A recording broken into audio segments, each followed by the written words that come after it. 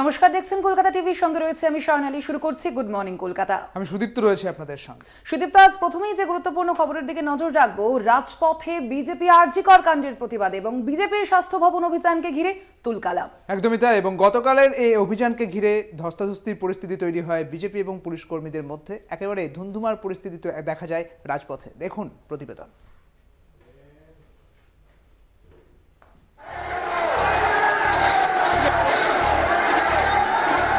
পরপর পুলিশে ব্যারিকেড ভেঙে এগিয়ে চলেছে বিজেপি। গন্তব্য স্বাস্থ্য ভবন, দাবি আরজি করের চিকিৎসক পড়ুয়ার খুন ধর্ষণের বিচার। আজকে বাংলা তথা সারা দেশ এই যে পাপ হয়েছে, হত্যা হয়েছে, তার বিচার চাইছে। আমরা সমাজের লোকের সঙ্গেই আছি। এটা কোনো রাজনৈতিক আন্দোলন হচ্ছে না, সামাজিক আন্দোলন। বৃহস্পতিবার বেলা গড়াতেই বিজেপির প্রতিবাদ বিক্ষোভে উত্তাল হয়ে ওঠে সল্টলেক। সুকান্ত মজুমদার, দিলীপ ঘোষ, শুভেন্দু অধিকারী, লকেট চট্টোপাধ্যায়ের মতো বঙ্গ বিজেপির প্রথম সারির নেতাদের নেতৃত্বে চলছিল প্রতিবাদ মিছিল। পুলিশ সেই মিছিল আটকালে শুরু হয় ধুন্ধুমার কাণ্ড। একের পর এক ব্যারিকেড ভেঙে স্বাস্থ্য ভবনের দিকে এগিয়ে যেতে থাকেন বিজেপির কর্মী সমর্থকরা। মাটিতে বসে বিক্ষোভ দেখান শুভেন্দু, অগ্নিমিত্রা। বিক্ষোভকারীদের ছত্রভঙ্গ করতে লাঠি হাতে তাড়া করে পুলিশ।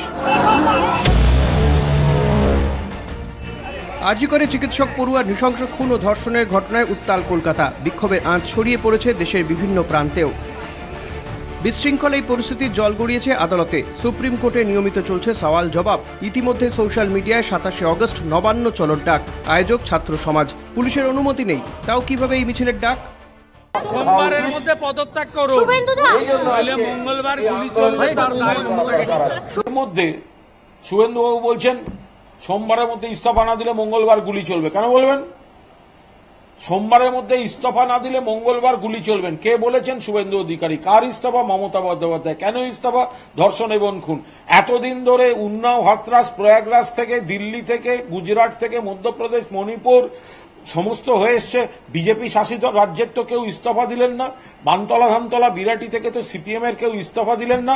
তাহলে ইস্তফা না দিলে গুলি চলবে কেন? তাহলে যারা গুলির থিওরি ফ্লোট করছেন তাদেরকে সেদিন সকাল থেকে তো গৃহবন্দী রাখা উচিত পুলিশের। ধর্ষণ ও খুনের ঘটনায় প্রতিবাদ কি হবে না? সুপ্রিম কোর্টের বক্তব্য, শান্তিপূর্ণভাবে প্রোটোকল মেনে অবশ্যই প্রতিবাদ বিক্ষোভ মিছিল করা যাবে। কারণ মনে রাখবে, চোরের মন সবসময় পুলিশ। আমাদের মুখ্যমন্ত্রীর নেতৃত্বে তৃণমূল কংগ্রেস বিধানসভার ভিতরে ঢুকে মুখ্যমন্ত্রী স্বয়ং বিধানসভা ভাঙচুর করেছিলেন। তাই মুখ্যমন্ত্রী সবসময় ভয়ে ভোগের। বিরোধী হলেই বুঝি ভাঙচুর করবে, আগুন জ্বালাবে। বলে না মুখ্যমন্ত্রী, আমরা বিজেপি, আমরা দেশভক্ত, আমরা নরেন্দ্র মোদীর ভক্ত, আমরা ভাঙচুর করি না। তবে 27 আগস্ট নবান্ন অভিযান কি 14 আগস্টের তাণ্ডবের স্মৃতি ফিরে আসছে, নাকি একটা শান্তিপূর্ণ মিছিল দেখবে শহরবাসী? উঠছে প্রশ্ন। কলকাতা টিভি।